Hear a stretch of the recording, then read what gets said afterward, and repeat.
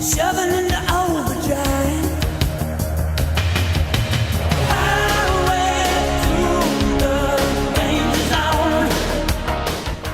Well, that song, those images from the Tom Cruise movie are staples in pop culture. Well, Top Gun is a real thing, and today we are talking the real deal, you guys.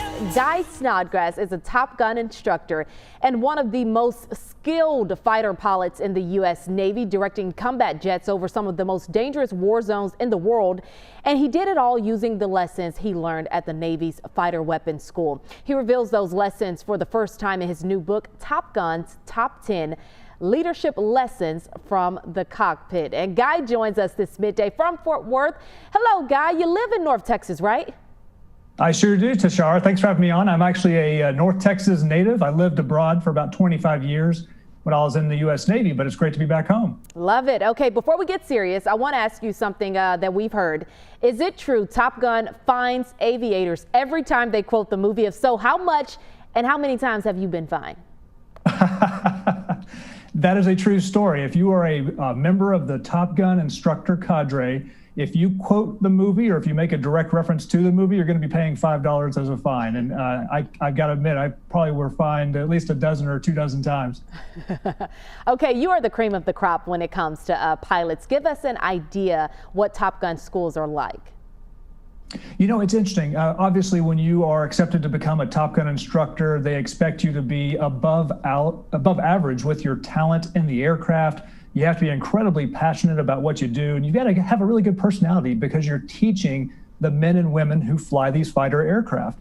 The other element that I was pleasantly surprised by as an instructor is just how much emphasis is placed on teaching these instructors to be leaders. And so I learned these leadership lessons very early in my career, and they paid huge dividends throughout the remainder of my time, not only in the Navy, but in the Trump administration and while working for Secretary of Defense James Mattis.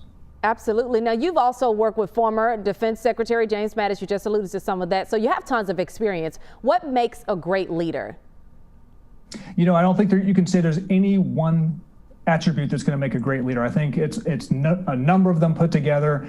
I'm a huge believer in servant leadership, the fact that you put the needs of others before your own well-being first, integrity, your character, all those are the foundation that you need to be a very strong leader. And then, of course, like in my own book, I'd start talking about some of the finer points.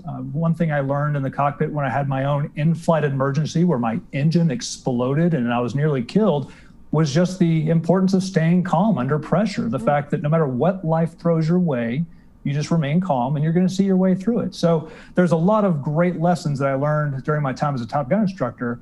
And it was great to work alongside such wonderful men and women who care about their country very deeply. I love that to hear you say stay calm, and your situation was certainly way more intense than any of us will probably ever experience. So I appreciate that feedback. What if you, though, are a natural follower? How can you develop those leadership skills? You know, it's funny you ask that because I would tell you when I was in high school, I had some great experiences being around good leaders, but I was incredibly shy. And it wasn't until I joined the military that I developed those leadership characteristics.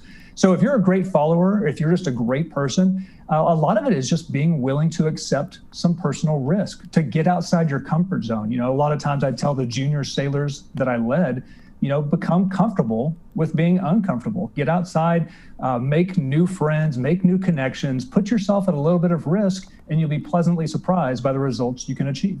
Okay, now you got a book that's full of all kind of good tips. What are a couple of the top ones that you wouldn't mind sharing with us here this morning? Sure. I mean, we mentioned the staying calm under pressure. One of the ones that is near and dear to my heart is a chapter titled Never Wait to Make a Difference. I've seen a lot of great people with great ideas who kind of hesitate. They don't necessarily want to put themselves out there. Maybe they think they're going to get a promotion or something that's going to allow them to put that positive change into effect. And so I advocate for don't do that. You know, never wait to make a difference. Make a difference today in this very moment.